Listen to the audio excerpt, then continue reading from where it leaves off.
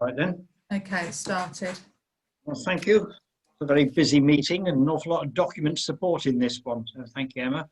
And thank you, everybody else. So apologies for absence then, first off. I've had apologies from Councillor Fuller and we've got the long-standing apology from Councillor Sparks. Right, okay. Is everybody happy to accept those? Yeah, really. Yeah. Right, declaration of interests.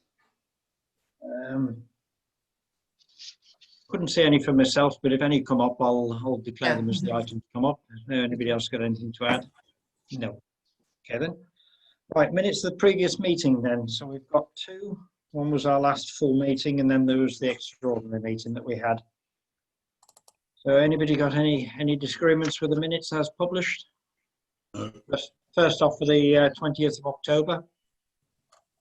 No. Okay then. So I'll propose those, and then got a seconder. Yeah, that's from Peter. And all those in favour of accepting them? That's fine. Sign those.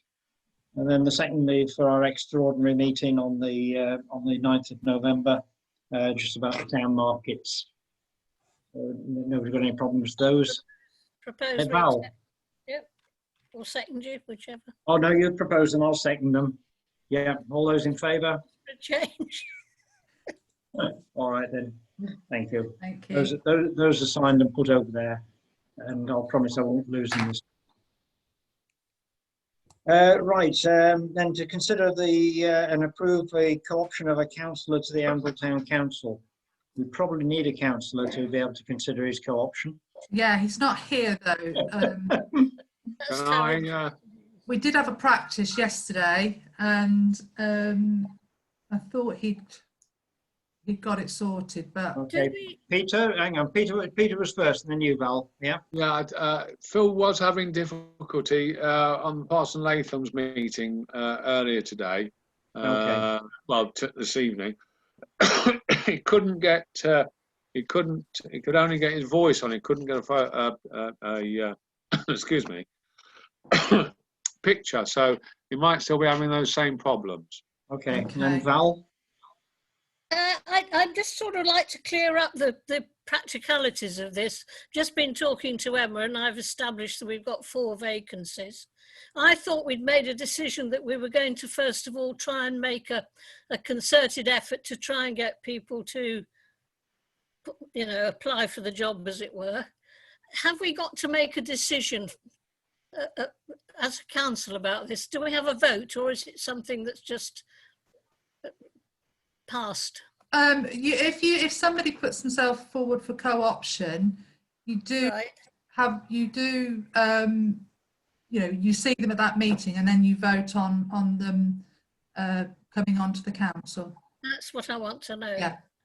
Okay. So then we have to vote first. It isn't a given. No, it's our decision at this meeting. Yeah, Jerry. Yeah. So if Phil's not on in the meeting, he's not going to speak. Can we still vote, or does he need to speak first? I mean, ideally, it's good. It's better if he's here because It has to, I think. yeah, it's not one that I've ever had before. Okay, and David. Well, can I propose that we put this back on the agenda and see if he manages to join us, and then we can revisit it later, whether he's here or whether he's not. Mm-hmm. Yeah, that's a good idea. Okay, everybody happy with that?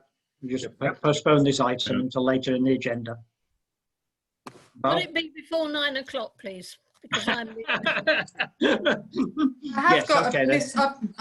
I've just got a missed call come through on my phone from him. Okay. If I mute myself and just you don't need me for a moment. If I mute myself. Okay then. Yeah. Okay then. Right. So we got the next on the agenda is the public participation, and Paul, I don't know if you're part of this or if there's another reason. Primarily to answer any queries that you might have on the marketing proposal that Ian is. Okay then. Yep. Yeah. All right. So that's for later on. Yes. So it's an opportunity if you guys want to ask from an OBA perspective about the proposal that's come forward, really. So right. Okay. That's your opportunity. I'm going to disappear after the public bit. So yeah. Yep. Any questions?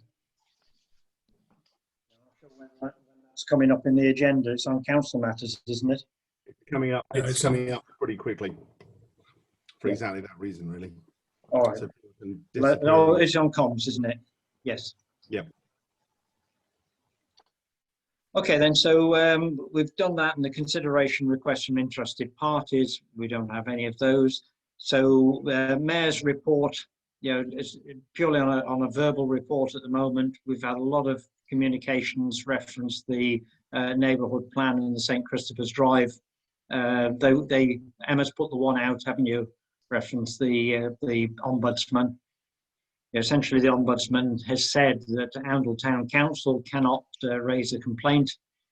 Therefore, what I've done is I've put the complaint back in my name personally.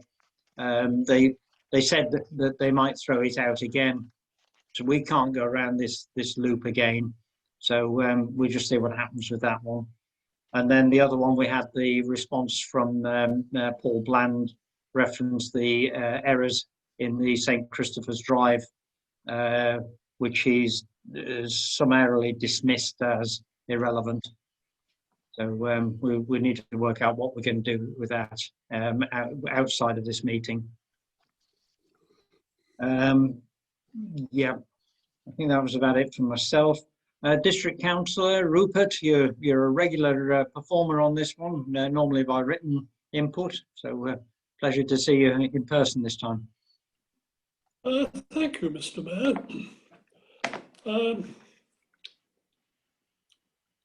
There's just one thing I need to report in substance. Although Emma will have circulated my full report to you by email or whatever. In other words, where we stand on the planning white paper. East Northants Council put in really what adds up to a robust rebuttal of most of the provisions in the planning white paper, which we considered really bizarre. In particular, we came out against the imposition of an algorithm to calculate total number of houses for every area, and also we came out against the removal of councillors from decision-taking on individual planning applications.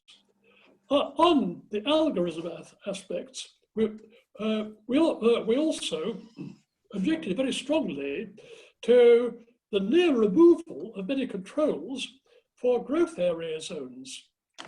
Now,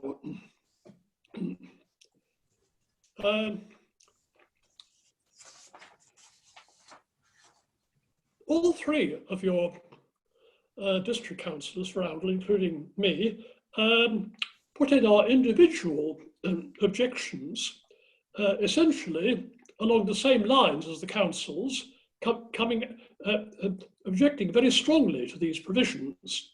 Now, at a meeting that the three of us had with Tom Pursglove, our MP, on 23rd October, if I remember the date correctly, round the table, although socially distanced, at the Boxwood Cafe at the Oundle Garden Centre, Tom was very reassuring on this. He made it clear the ministers, present ministers of the Ministry of Housing, Communities and Local Government, were really taken aback at the solid objections they'd received from very many, including very senior and well-respected MPs. So Tom reckons that the white paper, if not exactly dead in the water, is getting near that it will be shelved. It'll be some time before ministers look again at their legitimate wishes for more housing growth here and there, and hopefully they'll be willing to negotiate sensibly with the Local Government Association before instructing parliamentary draftsmen to draft any new legislation. So that's all on the planning and housing front. In terms of transformation of the present principal councils in North Northamptonshire, including county elements, that is going forward effectively seamlessly. At East North Council, we're keeping the show on the road, doing the essential work, while wearing our hats as shadow councillors. We're keeping one eye on the arrangements fitting into place so that after the elections for the unitary in March, when East Northants Council and the other principal councils disappear, North Northamptonshire Council can come into being. There are a few angles I'm following up, in particular to try and ensure that the new council joins the sparsity group so that it has allies in ongoing detailed pressure to make sure that rural authorities get their fair share in the fair funding review. So, Mr. Mayor, I've gone at some length and I'm willing to answer any questions. Okay, well, thank you, Rupert. It's good news that we've got Tom's support, and he seems to have ministerial support for the opposition to the white paper. Anybody else around the table wants to add anything? Okay then. Well, Rupert, thank you for that, and continue to do your good work. Emma. I've just spoken to Phil. He's got problems with his internet. I suggested him, but his phone's connected as well. And I think he needs to have somebody from East Northants Council to and sort it out. So he's and said, would it be okay if we defer this to the next meeting in December, the co-op? Yes, okay. I think that's the best thing to do. Yep. Yeah. Okay then. Thank you. Right, so we're now on to communications then. So the communications working parties matter, and first we've got the update and the proposal. So a tremendous piece of work there, and I mean it was most impressive on how many of how much input there is there from Ian and I can't remember who else is in the group now. Emma, David, Rebecca, Lisa, lots of people. They're all in different places on my phone, on my screen. I'm just doing that generally. Yeah. Do you want me just to touch base on a couple of things? Please do. Yes. Wants to add anything? I think, from my point of view, this all sort of came around from a number of different conversations that all sort of triangulated in one place in the end. Emma was having conversations with ENC about apps and various other things, and the Business Association were talking about marketing the town, and I know it's been raised in these meetings before, and everything sort of started coming together. And I think, as I tried to put in the document there, we're looking to try and do three things: improve information sharing and putting information out there for residents in particular, helping residents and local businesses sort of get in touch with each other, and also helping visitors. And the idea of tourism is something that seems really important to increase footfall in the town for business purposes and just for the town's well-being. Lots of conversations were had, lots of ideas, and it seemed to be, I think to all of us, that the cornerstone of all of this probably comes down to invigorating the Oundle Info website. So there's an attached sort of quote that QI Marketing have put together, who look after the stuff at the moment. And if that's in a mobile friendly way, and it has, set up, and there are two examples that we were looking at, one for Oswestbury and one for Uppingham, which is in the pack, I think. The idea of giving people the information they want in a better, clearer way that is mobile friendly as well, both visitors and residents, that businesses can use, etc. That seems an easy solution to lots of problems and the basis for lots of other stuff. Putting it under the Love Oundle logo seems a good idea, which is something that the Business Association have sort of had as a not quite a sideshow, but a thing that's been related to the Vintage Festival that clearly would have happened this year if it hadn't been for COVID. Means that we can also hopefully flag it as sort of a tourist marketing thing. And there's lots of steps we can make in terms of bumper stickers for residents and stickers in shops and all that sort of stuff that we can help with, hopefully. Linked to that, the Business Association are looking at doing some promotional videos, which I think is started already. And then sort of heading off into the next 12 months, if we can get the website sorted as soon as possible, hopefully, is a social media campaign to raise the awareness locally and nationally of Oundle and get a professional on board for that for a year, which hopefully the Business Association might apply for a grant from us from. And then also start pushing things further with Love Oundle and maybe tourism apps, walking apps, all that sort of idea. And there's some really good connectivity perhaps there with the museum, the school, local guides, etc., etc. So it seems that this is sort of the cornerstone of that, is to get the website changed and running so it does more things for more people, and then build on that stage by stage. Paul, is that a fair summary? And Emma, is that sort of fair summary? Yeah. Cool. Am I allowed to speak? Oh, sorry. No, I've muted myself because I'm not sure I'm allowed. Yeah, Paul, do you want to add anything, or? Yeah, I just think it was sort of, we were thinking along parallel paths at the same time, I think. And I think the key thing for us is that, you know, joining up together, I think we can have a much bigger impact than we would have if we were acting on our own. And certainly, you know, we have, you know, we would have done some of this, but we will obviously do a lot more with your support, really. And I think the guys in the association are really happy to actually lend our weight and professional weight behind it to move stuff along, so that, you know, it can be mutually beneficial for, well, for the townsfolks and also for the town's businesses. Brilliant. Yeah, If I Jerry. Sorry, No, go on. Ian wants to come in. I think there are two things that we need to be happy with tonight. First of all is that we as a body are happy with the direction of travel, which fingers crossed everyone is. And then secondly, this idea of getting the Oundle Info website updated and fresher looking as soon as possible, which is the two issues on the agenda. Yeah. Jerry. Yeah, I was just going to say that I think this is exactly the sort of thing that we should be doing, particularly at this time. I mean, you know, we probably should have been doing it anyway, at any time, but particularly at the moment. I think, you know, both in terms of resources of staff and councillors and in terms of financial support, it is absolutely what we should be doing. Yes, thank you. I also agree with that. Anybody else would like to talk on this one?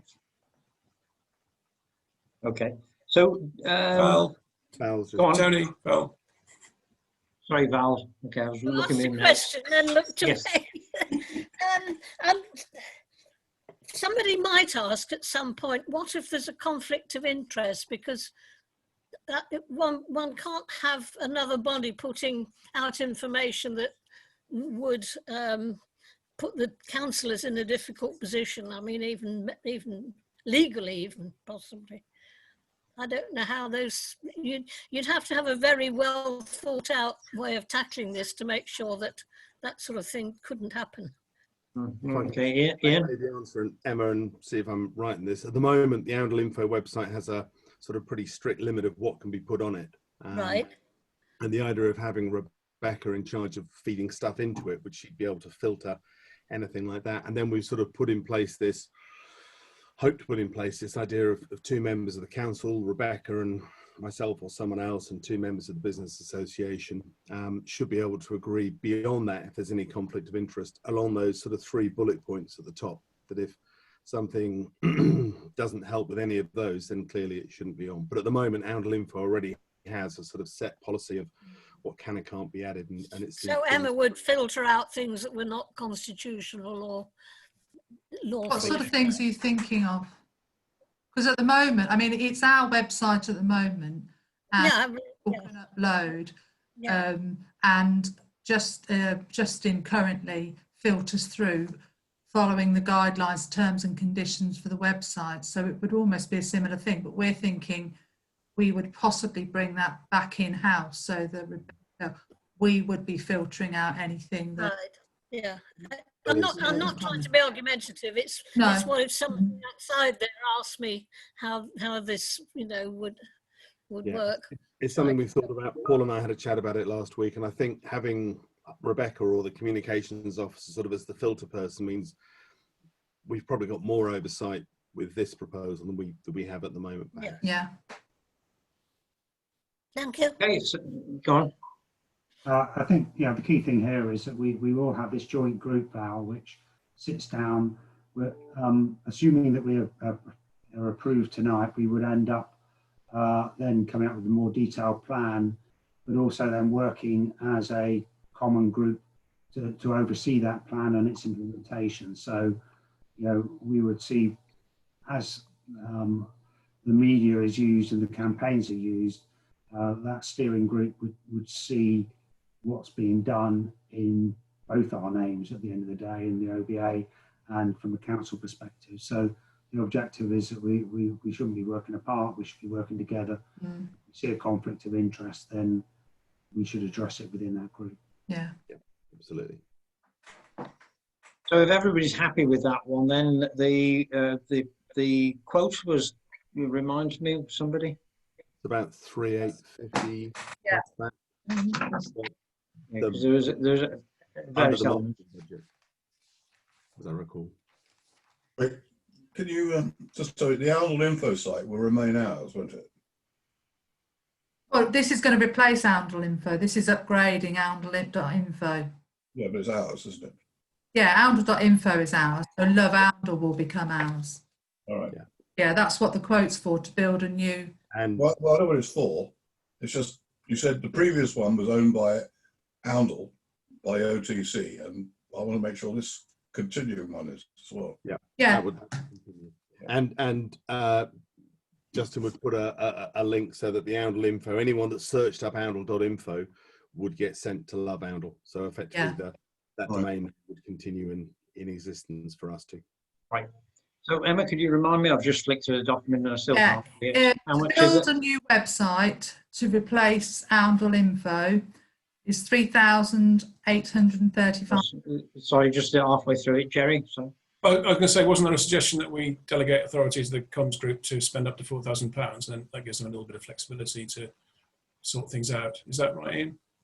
I think it was, but I think it's 3,850 plus VAT. So Yeah. it might be a little bit more than that. So my proposal would be we delegate authority to the comms group to spend up to £4,000 plus VAT on a revised website. okay, I'm happy with that, and I'll second that proposal then. And all those in favour? Yep. And Peter? I'm against. Everybody in favour? Okay. No. Right. So what are those against?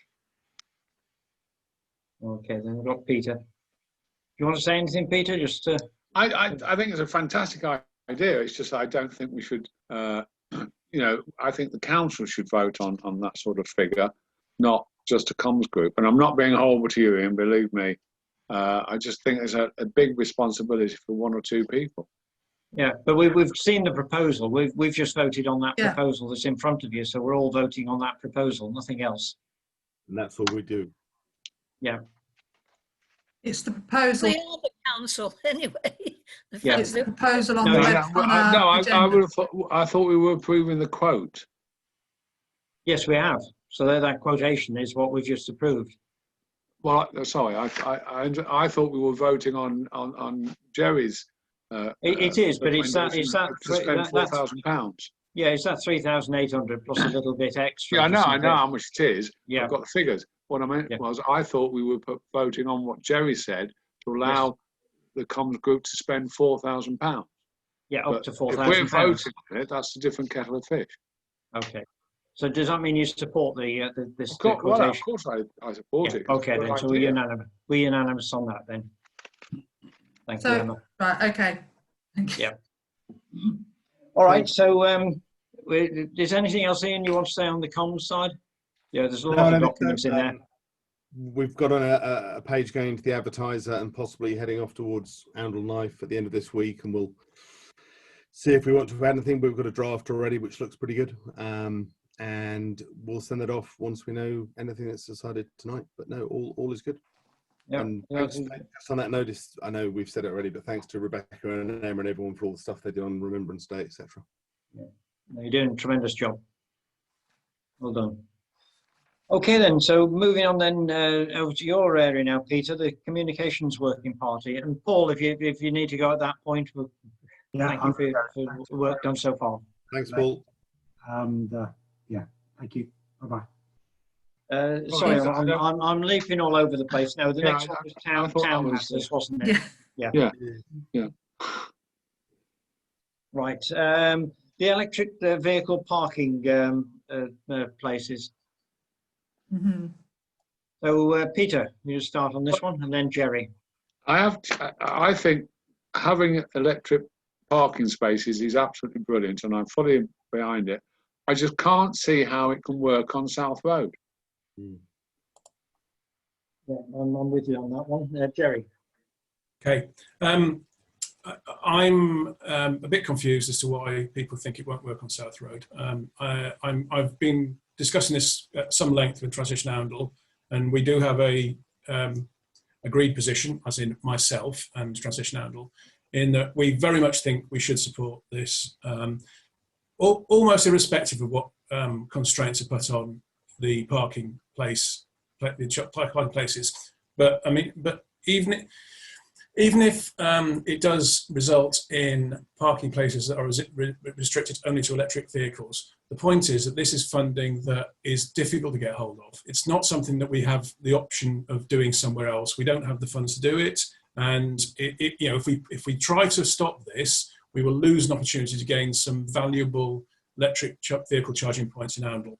Now, there's been a few issues raised which I'd like to comment on. One is that there doesn't seem that Tony, your point about there not being any room on the pavement. Well, if you look at the drawing, there is nothing on the pavement. I've seen the drawing since the spec went out. I hadn't seen it before. Yeah, so the charging points are actually built into the road. So they're creating parking bays with the charging points on little islands into South Road. Now, I've been down there regularly and more recently been looking at the detail at the positions required. And if you go down there, you'll see that there's overhead electrical infrastructure there already. So there are poles there at the side of the pavements, and the electricity supplied to the houses and businesses down South Road is supplied on overhead wires.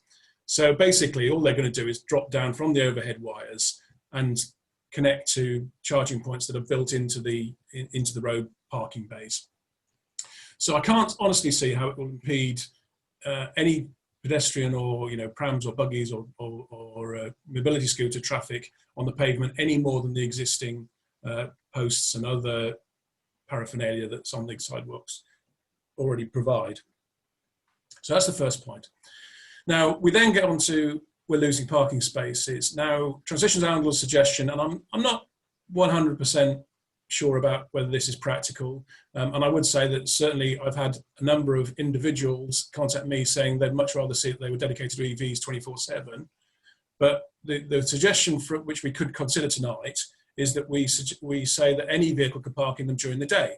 Now that may or may not be practical. It may limit the ability for electric vehicles to charge during the day, but I mean the main thrust of this investment is to provide on-street charging for people who might want to buy an electric vehicle in the not too distant future who don't have facilities at home or a drive to park and charge. Now most people who want to do that are going to be wanting to park overnight. So South Road does not have a parking problem overnight. There's nothing down there overnight. So if people in the future want to buy an electric car and plug in down South Road and charge overnight, they won't be stopping anyone else from parking. The only times in reality that I think we ever have issues are Thursdays and Saturdays when the town is busy and parking is at a bit of a premium. Now the TO suggestion in collaboration with me was that we ask NCC to allow any vehicle to park there for up to 4 hours during the day, which means if parking is chocker, then you could put a non-electric vehicle in there. It might mean an electric vehicle can't find a place to park, but tough. It doesn't happen very often anyway. And then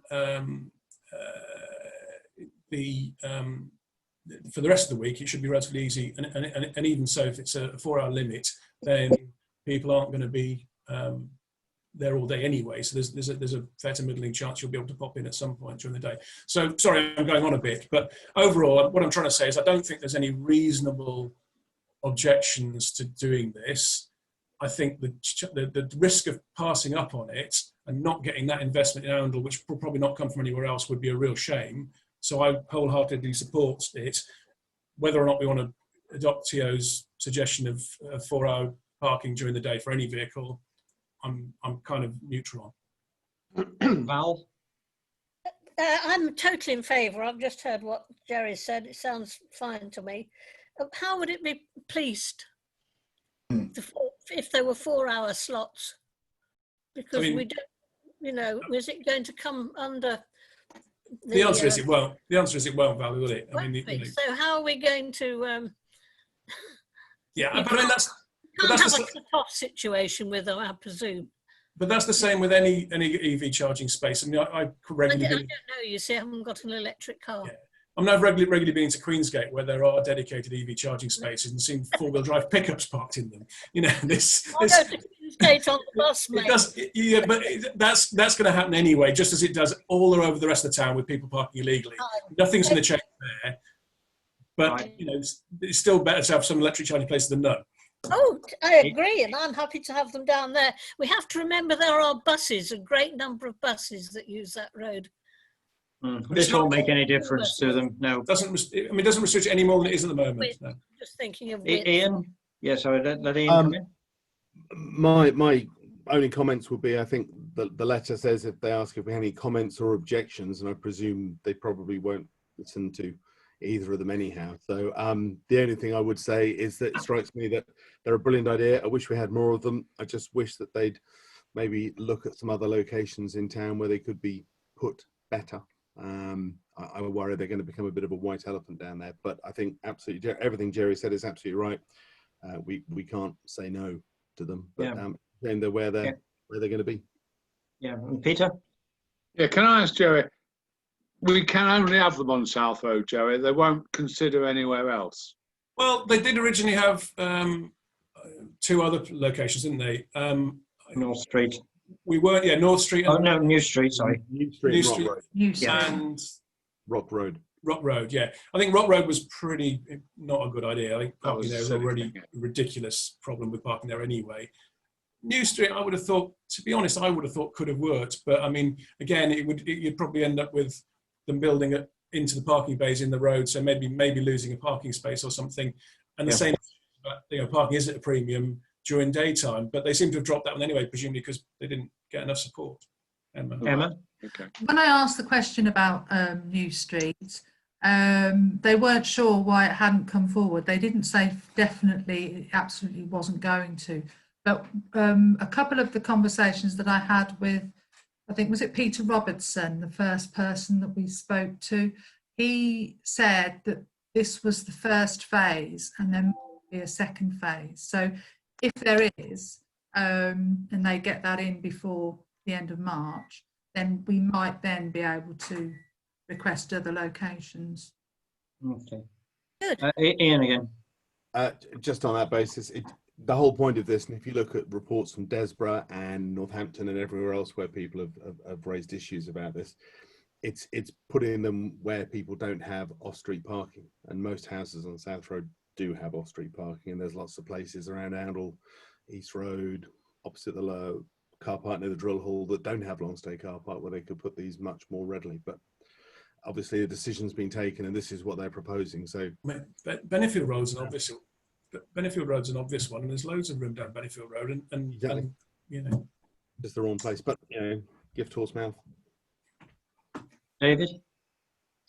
Well, on the basis that we're allowed to comment, we might well say we're perfectly happy to have them. Indeed, we would welcome them. We'd have welcomed them even more if they'd been in a more suitable location, such as Benefield Road, which I agree with Jerry is a far more obvious place to put it, because there are houses there that don't have adequate parking, whereas he's right, on South Road, that everybody's got adequate parking. But I do think if it is going to be on South Road, given the nature of what happens there at times, and I accept it's limited, I think the idea of saying during the day, perhaps between sort of 8 a.m. and 6 p.m. or something like that, that parking should be allowed for any vehicle in those spaces, but up to 4 hours, along the lines that was being sort of referred to earlier, because I think there is a risk that what you then end up with is very nice electric charging points, no vehicle near them during the day, and people getting crosser and crosser because there's nowhere to park due to the loss of spaces. So I would have thought that allowing some parking for other vehicles during the daytime probably makes sense. Absolutely. And Emma, can you remind me why they won't allow us to put them in the car park? You'll have to unmute first, though. In our car parks, I don't think they would put them in there because that's private land. And what they're aiming to do is put them on roads where people live and they haven't got off-street provision. Well, the thing about the drill hall car park is it's opposite a whole load of terraced houses that haven't got, and around the Catholic church. But we own that car park, so it's private boss? land. So they wouldn't put them on private land. They're putting them on public highways for people that, and there isn't anywhere along there where they would be able to put them in for those people in those houses. Well, I lose the discussion. It would be up to us. If I think if you want them in the drill hall car park, then it would be down to us to put them To in. us, yeah. Jerry? Maybe that's My understanding is that terms of the funding are that it has to be on street charging points. So it's not, you know, that pot of money can't be spent there. It's got to be spent on street. Okay, so going down the same logic on location then, you know, those parking spaces alongside the Catholic church, you know, are alongside a whole load of houses that don't have access to private parking. You know, that's public land. You know, so, you know, isn't it more logical that they're located there? Peter? I know that we've all argued about this, but quite frankly, if we don't say yes to South Road, we're not going to get them. So why didn't we just admit that and just get on with it? Right. Well, the only reason I would like us to do everything we possibly can is to make sure that we don't get an embarrassment from people, you know, criticising electric parking spaces bought at taxpayers' expense and put where nobody uses them. I think we're going to get that anyway. Yeah, but I've only Wherever had we put one. them. I've only had one email about. Well, I've spoken to David Wood from TO about this, but and it's a positive one that they're going in. So. I've had quite a bit of lobbying from individuals, TO, on Facebook. So because I'm, you know, visible EV driving councillor, so I've had quite a lot of people saying, supporting and encouraging us to go forward. All right. Okay. Slating, which is bizarre. Sorry, Ian? I've had a bit of slating, which is bizarre as a very early adopter, but never mind. Okay. All right. So I think with that we've got everybody in favour of doing it, or not everybody, the majority in favour of doing it. You know, you know, certainly I'll support the action myself. You know, although I really do think it's at the wrong location, and you know, it's just, you know, a waste of taxpayers' money. But you know, if we don't do them here, we can't have them. So. Yeah, Jerry, sorry. The other thing we think we do need to decide is whether we say we're happy and agree with the proposed order as it is, or whether we ask them to consider making it for any vehicle during the day. Yes, okay. So the order as it is, Jerry, just remind me, is this 4 hours? Well, the order as it is says that only electrical vehicles can park there. They can only park there for 4 hours between 8 AM and 6 PM, and they must be charging if they're on the points. So that's an interesting point, because actually that effectively means you've got a parking charge of £2.50 an hour to park in them.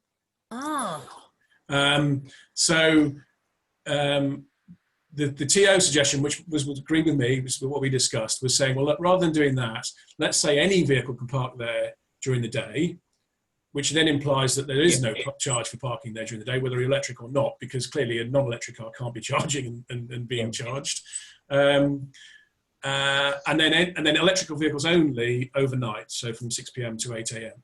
So the proposal for any vehicle during the day was come up with by David Wood of TO and myself, and we thought would address the issue about people complaining that there were parking spaces empty that couldn't be used by anyone. The converse is that I've had people lobbying me saying, no, it should be electric vehicle only 24/7, and you know, wouldn't it be better to have those places available? So I'm kind of agnostic really either way, But I mean, if someone wants to make a proposal, I'll support either of those. Okay, so just before we put something on the table and get it voted down, are we happy to go with any vehicle, for a maximum of 4 hours in the day? Anybody object to that? No. It's what Okay, last- so we'll go with that one then, Jerry. Okay. Yeah, the transition handle proposal. I mean, and again, I say it's only a suggestion anyway, and they may well say no, that won't work and blow us out anyway. In fact, they probably will. So. Well, I do fear if we don't do that, then we really will get the opposition to the waste of money. Yeah, Peter. Just another thing. It's £2.50 an hour to charge, is it then? Yeah, basically. I mean, we have asked this question and we haven't had the answers, but we don't absolutely know what the charging rate is, the power, and we don't absolutely know how much they're going to charge per kilowatt hour for charging. But typically, they're 7 kilowatt chargers, and typically it's about 30p an hour, which is £2.10. So the order as it stands says you must be charging if you're in the bay during the day. And then that would typically mean a couple of pounds an hour to be parked there. Right. Okay, And then Malcolm?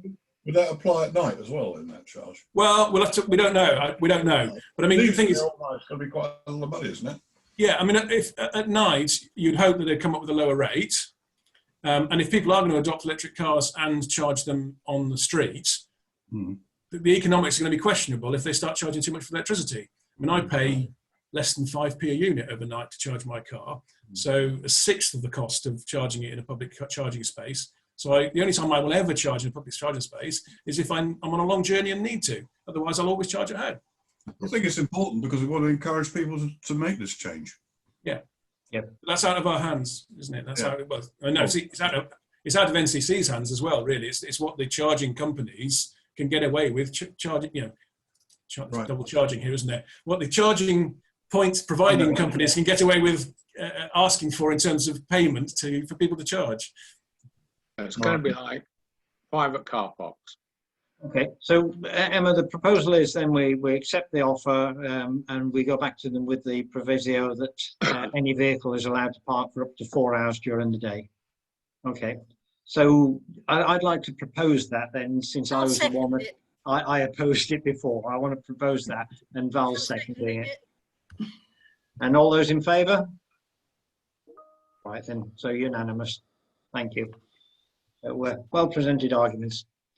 Good. So town matters, to receive an update on the proposed cycleway from Glapthorne Road and Cotterstock Road. Now, is this the one that's got the tremendous bill attached to it? Yes. We've had an update. Jerry's going to... Jerry, go on then. Throw me again, or rather me, David Wood, and Transition Handle again. Yeah. The Jerry show. That was one hell of a bill. Well, there's a couple of bills going on here. So we've had a quote from Western Power Distribution for, well, not for relocating the poles. We asked them for a quote to relocate the poles down Cotterstock Road. They didn't give us a quote for that. They came back with a cost for undergrounding the cables, which is a bit of a con because that's investing in their infrastructure and getting us to pay for it, or trying to. So, rather than a relatively cheap exercise to move the poles a few feet, they want to take everything down, underground it, and reinforce their network at our expense. So clearly that's not a goer. Okay. So no one's going to be coming forward and asking for funding for that. Much more recently, the costings have come in for the pedestrian crossing on Glapthorne Road and the associated works to create that way through there. And that was very much in line with what we were estimating. So that it has come through. I can't remember the exact numbers, but it's come through in line with what we were hoping. So the section 106 monies that we've got, that we were hoping to use to do a little bit of enhancement in the existing cycleway up through the estate and to do the crossing, has come in more or less on budget, or more or less as expected, and is more or less what we hope to be able to do. David and I have got a meeting with NCC tomorrow where we're going to go and walk down the Cotterstock Road route and look again at seeing whether you actually can get away without moving the poles, or whether we can do other things. So it's progressing. One thing I'm slightly aware of, which David says is firmly put in my Park to keep an eye on is the money's being available. And Emma, I'm assuming because we've started that money Yeah. is not a problem. And we have the money as well, so we've got it in our bank account. And we pretty much have to spend it, don't we? So I mean, we're not asking you for approval tonight, but we're pretty much saying that the Section 106 money to do the upgrades to the cycle route, the existing cycle route, and the pedestrian crossings will come forward in the next meeting or so with a request for approval. Amazing job. Anybody else got anything on that one? Can I just say how Yeah, Val. pleased I'm thrilled about this, because 10 years ago, Councillor Radcliffe and I started working on this, and we had meetings at Rupert Reichhold's house even. He was part of this, and I'm absolutely thrilled that this is now going to happen. Really, Yeah. really. No, well, thank you to all those doing a tremendous job there. Yeah, great. Right, so moving on then to council matters then, clerk's report. Yeah, that's fairly self-explanatory. Yeah, Slightly less correspondence this month. thank God. Yeah, so has anybody picked up anything from there? No. No, okay then. Thank you, Emma. So then to receive the public consultation on the draft Northamptonshire Housing Association scheme. We have advertised this out on our website because we're looking more for sort of residents to complete the survey. So if you want to do it individually or go and have a look, then you can do. All right, Peter? And then Yeah, Ian? I've read the thing. Not really that good, because obviously they're talking about affordable homes, but when you actually sort of write comments about it, you can't actually really write a comment on about it, because you've got a little box and you can only maybe do 100 words, and that's about it. So to me, I think our response should be, we should be looking for more affordable homes, well, actually not affordable homes, for more homes for the council to rent, not council, that is, but for the new unitary council to rent houses in the area, so that we can get the people that need to be working in Arundel actually have somewhere decent to live and not paying the extortionate costs of renting a house in Arundel. And as a landlord, I'm just cut my own throat. Okay, Ian? Oh, wrap up in a minute. Yeah, go on. They've stuck it through their residents panel and a few other places as well, along with a few other similar consultations. And yeah, the shortcomings that Peter suggests are pretty apparent all the way through. They don't want a lot of detailed feedback. It's just approving broad ideas. But yeah, totally. We have the chance to actually send something from OTC, you see, don't we, this time? That's true, isn't it, Emma? Yeah, I mean, when you read through the document, it talks about their stakeholders that they're looking. I'm trying to find where I was reading about the stakeholders, but it is generally people that use the house, that live in the houses, and a few of the other companies. But they're giving us the opportunity to go in and comment. Okay, David? Well, I may be being cynical, but I noticed that the closing date for the consultation is the date of our next meeting. Yeah. So what we can't do is defer this to the next meeting and then put something forward, because unless Emma works till just short of midnight to make sure she gets it in, it's not going to happen. So I suspect that if any of us feel strongly about the consultation, we're going to have to respond in our own right, and it might not be practical to put a response together as a town council, short of having some sort of special meeting. And I'm not by any means convinced that councillors would feel that that was warranted. Unless we tag it on to, what have we got between now and then, Emma? We've got another... We've got a planning meeting. Well, there is a planning meeting coming up. Yeah. Yeah. Could put it on there. Yeah. I can't find, I definitely read it. Oh, the stakeholders, residents, tenants and housing associations are among the stakeholders being encouraged to give feedback. There's nothing stopping Arundel Town No, Council absolutely from not, giving no. feedback. Peter? Yeah, I mean, as I said, I've done it. I've pressed the buttons. I've ticked the spots.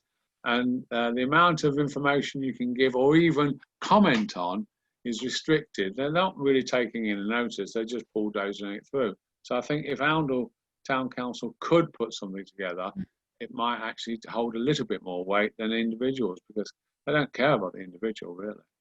All right. Peter, could you do just those bullet points that you've come up with then to Emma? And then Emma, if you could draft something that we can put to the planning meeting. Yeah. Yeah, okay. I'm quite happy to do that. Circulate it before the planning meeting, and then if Yeah. anybody's got any edits, then we've got a document at the planning meeting that's that's the one. Okay. Right, then consider the Sports Holiday Club proposal for 2021.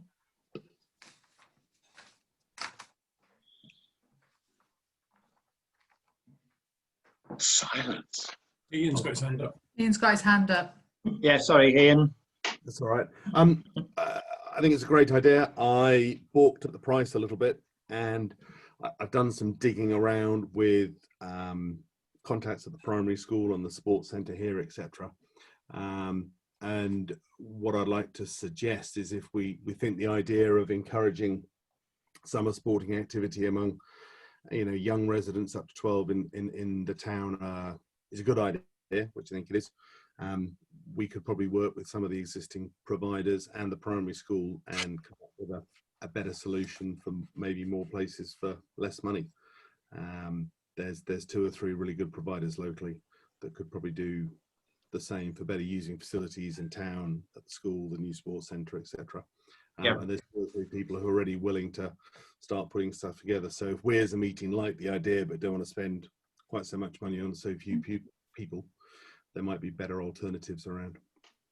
So they're after £1,500 from us, aren't they, for doing this? The run of weeks, Monday to Friday weeks. And for just 20 children? 15. 15, yeah. 100% a child, and you can get on some of the courses that are already on at the sports centre, for example, for not much more than that. And they're looking at providing some bursary funding, and they're working with the primary school already. And there's 2 other local providers that might be able to do something. So if we like the idea of funding, we can probably find better ways of funding locally. Yes.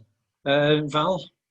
I agree totally with what Ian said, and looking at that the cost per child, which I think is what you were alluding to, Chairman, we could use that money supporting existing enterprises in the town anyway. Yeah. Well, the difficulty I see with this, when you get down to 15, is how would you choose which 15 children can go to it? Ridiculous. Jerry? To be fair, I think they were talking about 15 per day, so it would be 5 times 15. Okay, right, yes. But I'm not. No, just to clarify, I would like to say I support what Ian said, which is, if we've got local providers who can do it better, cheaper, then let's do that. Yeah, okay. I agree. All right. So you okay with that, Emma? Go back to absolutely. to that one, right? Approve Oundle Town Council financial regulations. This was taking out the hog from the. Yes, the this was what we had at the finance meeting. All right.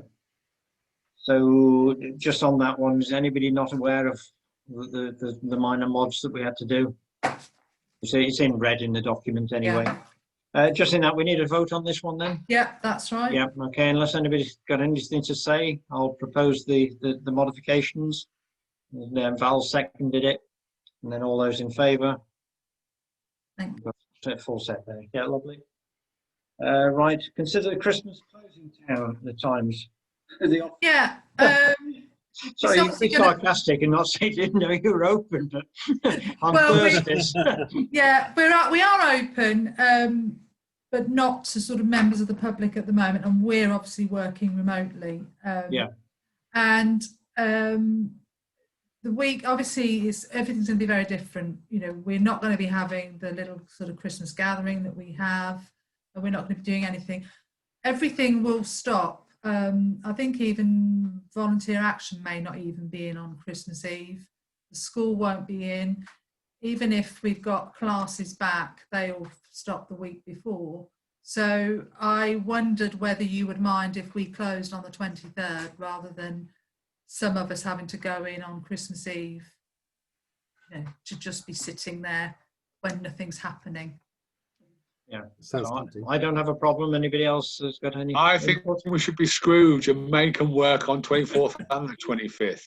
And Yeah, Chris- well, the afternoon of the 25th at least, yeah. But I've actually, but I've booked mine as holiday anyway. So, but it was just a thought that, you know, yeah, it No, seems fair. certainly, I have no Trying problem with year. it. And no. is that okay? Peter, is that a proposal? No, I was just going to say, Emma, if there's any of that wine left, just give it to the staff. Still in my office. Yeah. Well, just give it to the staff. It's not worth keeping another year. All right. Okay. Well, thank you. All right, so nobody seemed to be opposed to it, Emma. Therefore, you we have can your do it. executive right. Right. Yeah. Thank you. Okay. Emma's not going to be there anyway. No, I wasn't going to be there anyway. Gary. but- I was going to say, just remind me then, and then you're sort of picking up emails and things the following week, are you? Between Christmas. But and we New don't Year? pick up. No, the place don't- closed. Yeah. You don't do It's- anything, so it's then closed you're not then back Yeah. until the 2nd or whatever. Yeah. No. Yeah, I think it's the 4th actually, because I think we've got a weekend. Yeah. Okay. Yeah. Yeah. Okay. Right, on to the finance then, the bank reconciliation. So we seem to have gone through all this a few days ago, but Yeah. right. Anybody got any problems with the bank reconciliation? No. Okay, then I'd like to propose it then. Seconder. Yeah, Jerry seconded it, and all those in favour? That's a full house, right? And then the payments for October. So we've got a proposition there that the schedule of payments for October 2020 as presented, so on. Anybody got a problem with that? No. Therefore, I'd like to propose it. And the seconder. Yeah, so Malcolm and all those in favour. Thank you. But hang on, just waiting for David's hand then. Okay, just off screen. He's sorting the papers out. I forgot to vote. Okay. Right, to approve the receipt from the external audit and approve the receipt of the external audit Yeah. report. Yep. I thought it was the bill that I was approving. No. It's just you have to sort of have an approval of receiving something, which is always a little bit strange. But yeah, we had no matters that were we were made aware of, so everything's all gone through this time. Okay. Yeah. Propose that one then. Seconder. Yeah, we got David. Nearly called you Anne again. Problems. All those in favour? Thank you. Right, thank you. Sorry, Peter, did you vote on that one? Yeah. Yeah, you did. That's fine. All right, I'll look down just at the crucial moment. All right, to consider appointing a verification councillor. Now, Jerry, you might have heard that we had a conversation about this the other day.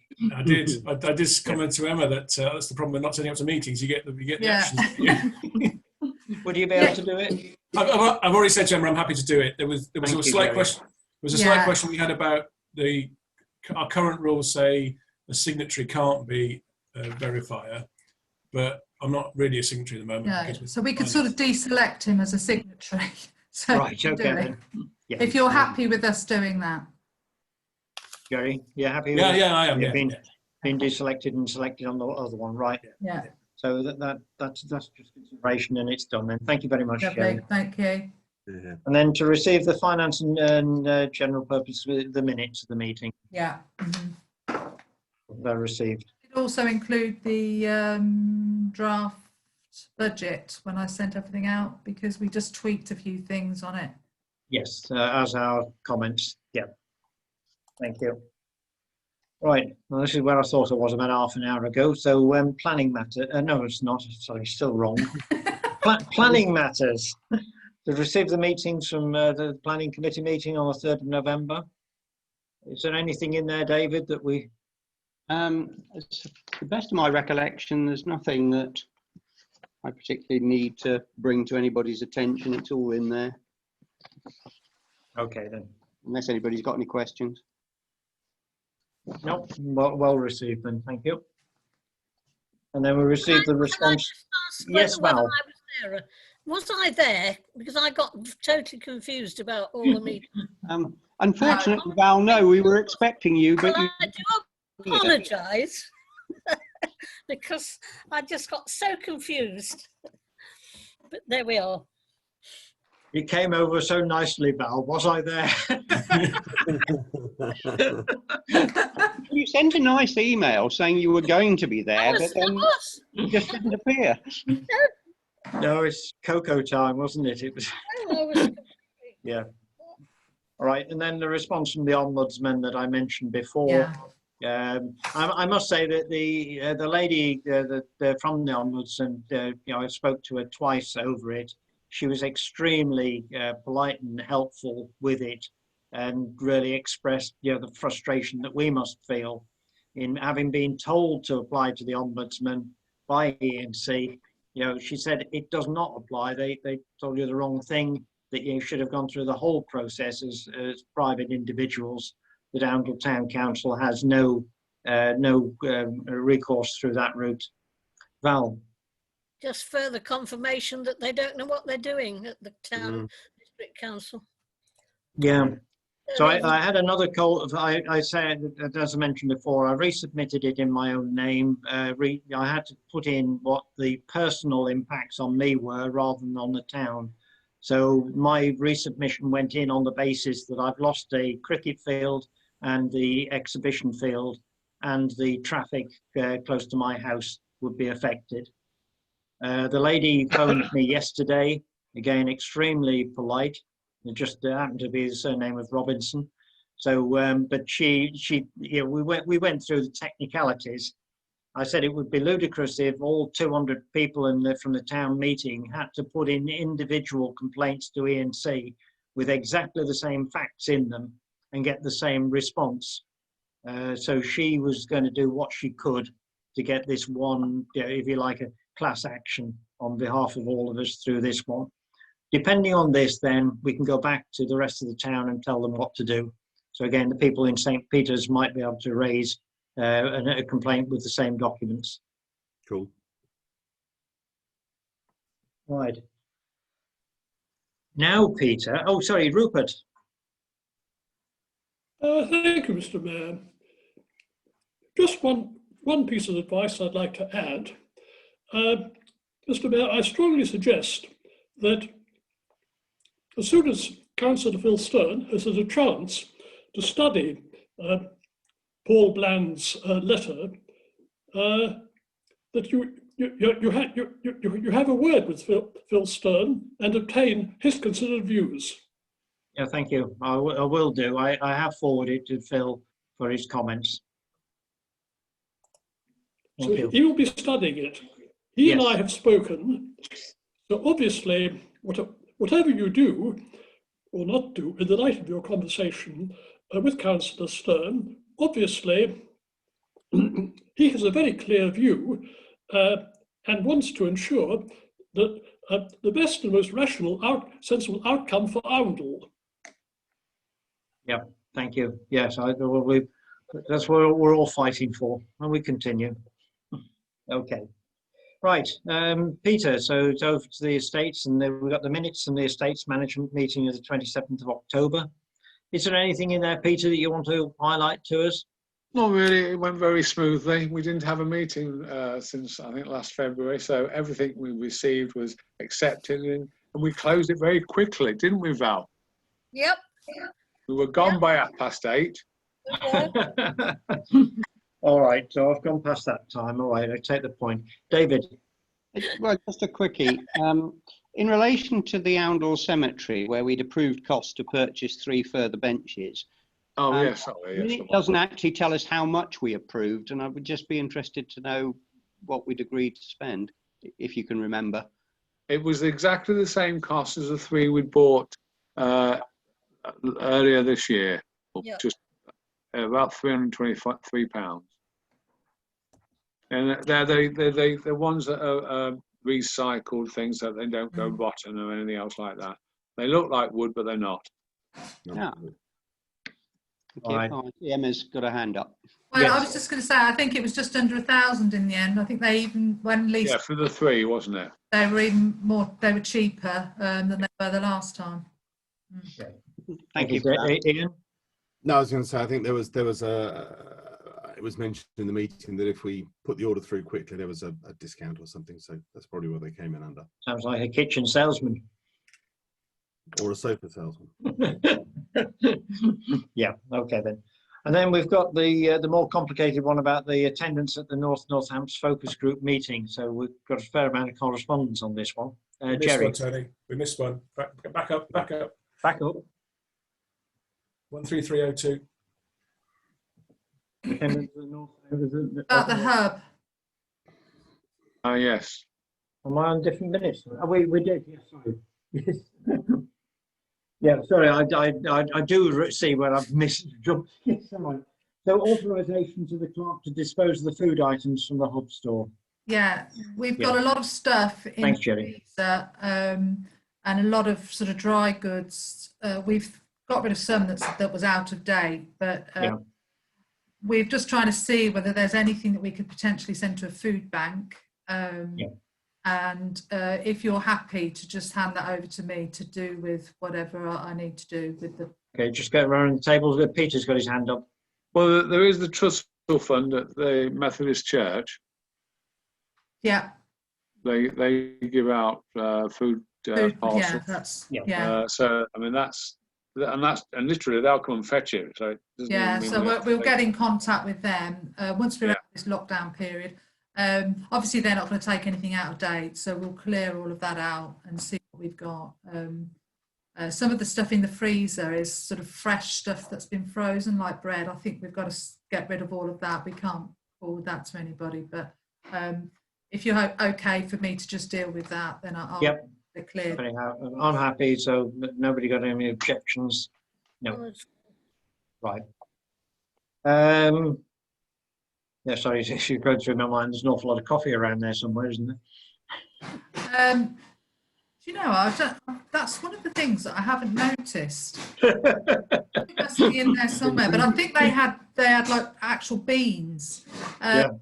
So, but I don't know if any of the unpacked packages went back with the coffee. I'm not sure, but they're not. That's not something I've seen. A lot of the All right. more like flour and things Yeah. to make cakes with that I've seen. No, okay. That's all over to you then. Right. Yeah. So back onto the official agenda. I don't know where I am then. Rural Coordination Group. So, pretty good attendance there that I thought, Peter. It's Peter and David involved in this one now. One of you want to talk through it? It was David that saved the day.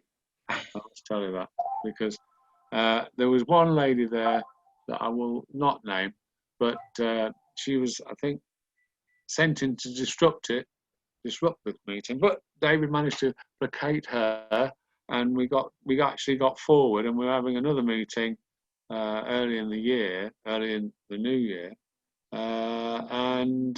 so in the end, I think we got some sort of agreement from the villages to work together and to come to get some sort of rural committee, if you like, pressure group, which I think that's what we ended up doing, wasn't it, David? Getting a pressure group sorted. Yeah. And to that end, I've actually, Jake actually phoned me the other day on this, and he's had a lot of communication with Cotterstock, the Cotterstock parish parish leader. They hadn't got an invite to the meeting, so they didn't come. He lost it. He'd got did he lose it? Yeah, I knew he said he apologised for got not it. coming. Oh, right. Well, He anyway, did get an invite. He's wanting to deal with the roads and the structure of the way that this area should really have some sort of road plan to show where the narrow points to the road are, where the weight limits are on the bridges and things like that, to get some sort of formula going so that we can get a route around our area without it being too destructive on the local villages and the town. So that's where we're at the moment. That's being put forward. David?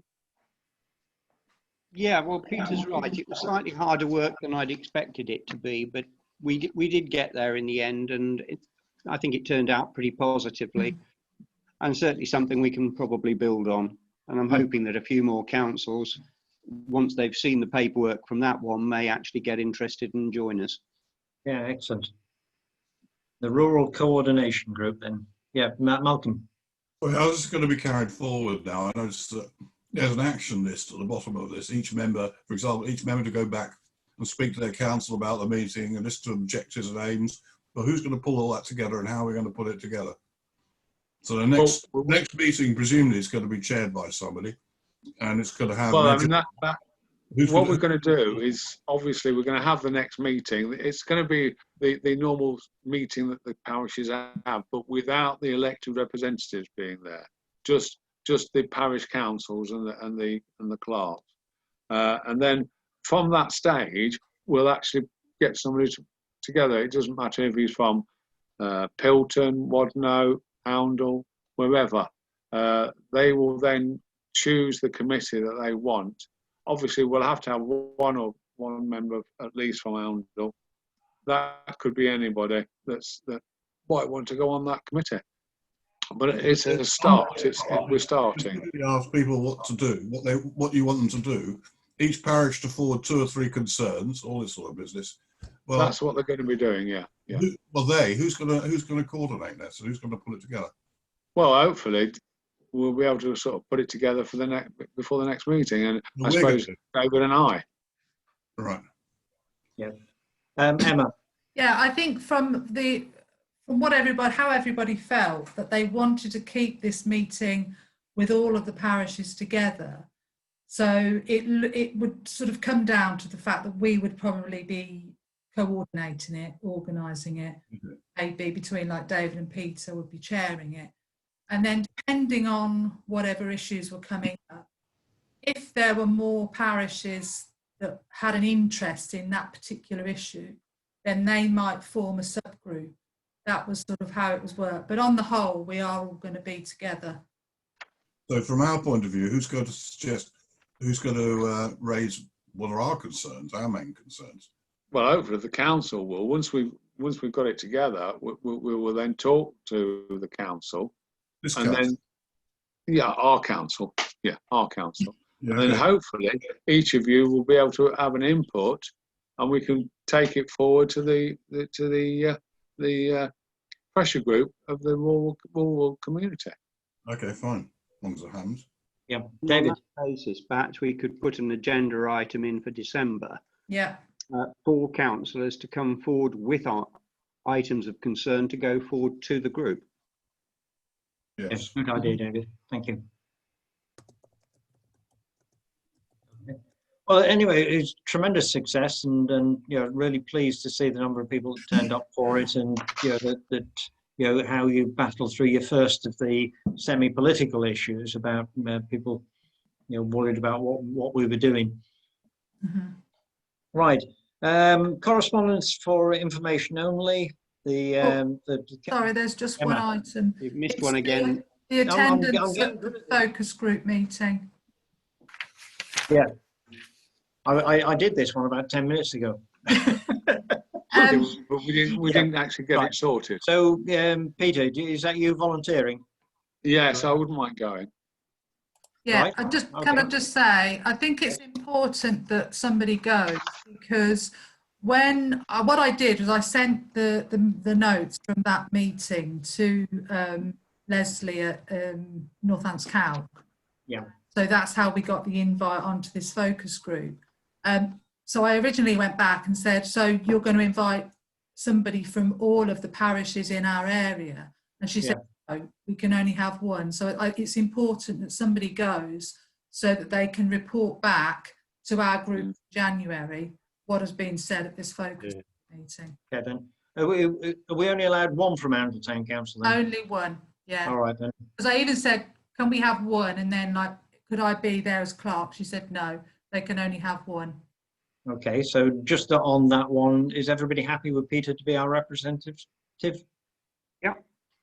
that's good. All right, Peter, you're it. Thank you. I'll put your name forward. It'll be a Zoom meeting. Yes, no, I appreciate that. And Will that be during the day, by the way?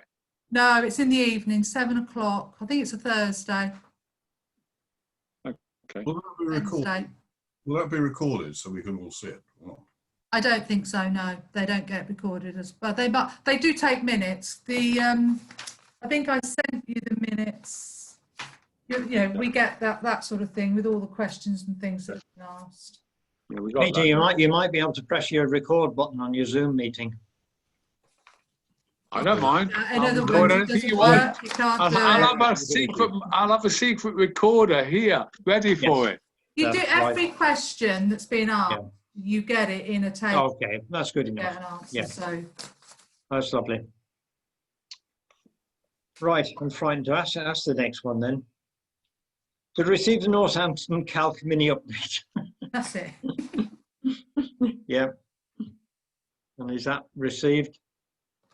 Anything in there that anybody wants to raise?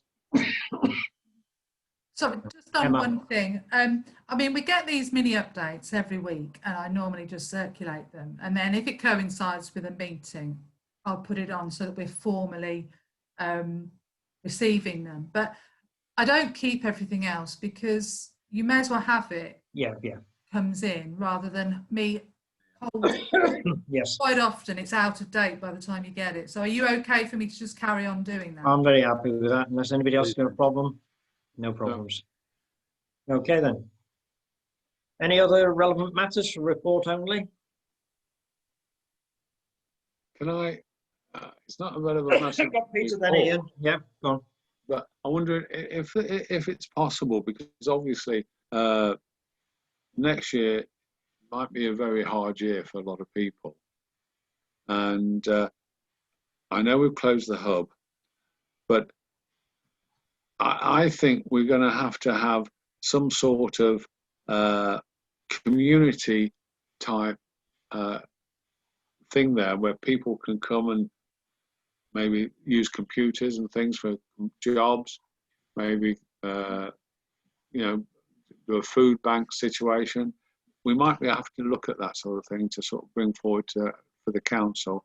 At a future date, I'm not saying we should discuss it now, but I really do believe that we're going to have a lot of people in Oundle suffering very, very badly. And I know we've got this vaccine, but it's not going to be here for another 9 to 12 months, let's be honest, for the most of the people. And some of these people that live in the rental properties in Oundle are they're not paying their rent. They can't afford it. They haven't got the money.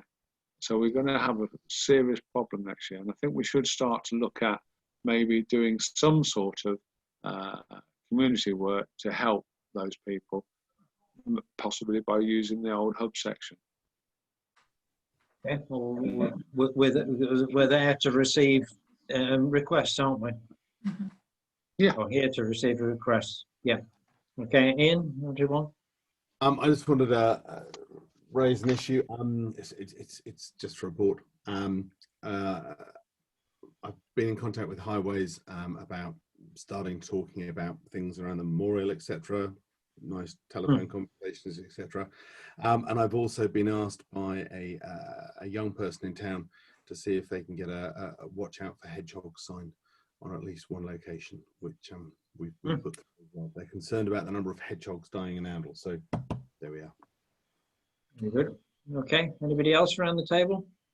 Val? No, thank you. All right, and Malcolm? Thank you. Okay, and David? No, thanks. Jerry? No. Okay, and Rupert? Nothing to add. Let's keep in Okay. touch.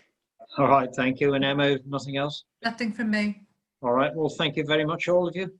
Have a Thank you. pleasant rest of your Good evening. night. There you And go. it's before Val. 9 o'clock. Bye.